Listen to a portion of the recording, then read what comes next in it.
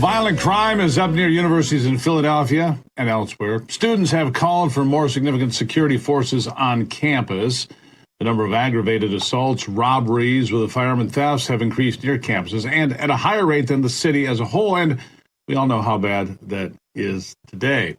Universities in the city have also grappled with record levels of gun violence, including more than 500 homicides in both 2021 and again in 2022. It's not good. Many students and parents are looking elsewhere for safer locations in which to get an education. Let's go to Ground Zero with our campus reform correspondent, Oscar Buynevich, who is a student at Temple University. Oscar, good to have you here. Good to be here, Steve. Well, give me an idea. Do you feel unsafe at Temple? Do you see things happening that you say, hey, that's a problem? What do you see out there? Absolutely. I've lived at 3 different locations in the past 3 years, and I try to stay within a 10-minute walk to classes. These are locations that are predominantly inhabited by students. And the first thing I noticed was just the sheer amount of gun violence that was so close to student housing. There's been multiple instances within my first 2 years living off campus where a shooting occurred and I actually heard it. And then I got an alert that, someone had been shot or even killed just hundreds of feet away from my apartment. I had one instance where friends of mine from home came to visit me off campus for New Year's Eve about a year ago, and they witnessed a shooting in which 5 people were shot. They had to actually flee on foot from the gunfire. And what's concerning to me here as of recent is that these crimes are starting to target students, actually. Just a few months ago, we had a home invasion just a block down from where I currently live, where 11 students were taken hostage at gunpoint. Wow. So we had a string of similar incidents, and these are just the sort of things we grapple with on a daily basis at Temple University. So what is to be done about it? What do the police at Temple do? What do the Philadelphia PD do? What does anybody else do? What does the administration do? Well, the administration has definitely not done enough to support our police department. Now, Temple University actually has our own police department. We have the TUPD. They have their own union, the TUPA, the Temple University Police Association.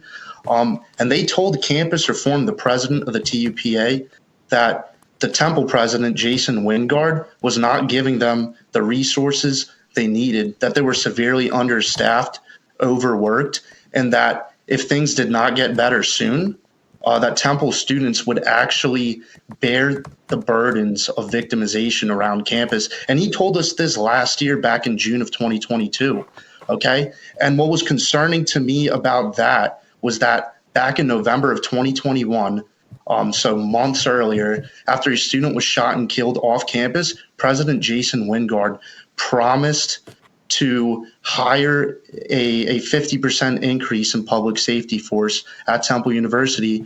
And then it's just very conflicting to me how the police department tells me long time later that these changes have never been implemented, that they're in fact not being supported by the administration at all.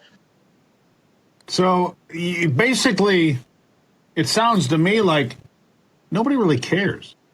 And I hate to say that, Oscar, but nobody cares enough to do something to change the atmosphere in Philadelphia, the atmosphere of violence on the streets not far away in New York City, and in a variety of other places around this country. And it seems to me that these campuses are becoming targets for robberies, armed robberies, hostage taking, as you said, car theft, and, well, everything else. Am I wrong? You're absolutely not wrong, and it's not surprising to me at all when you think about the liberal agenda, especially on these campuses. Back in 2020, during the height of the Defund the Police movement at Temple University, students signed petitions online. They protested in the streets for Temple to cut ties with the police department.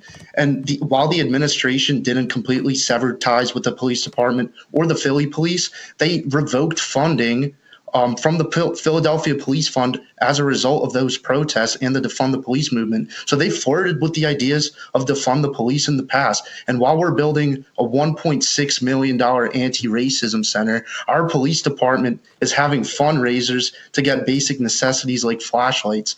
And this is, like I said, really not surprising to me. It's all part of the liberal agenda. We paint the police as racist. That's what they want to do.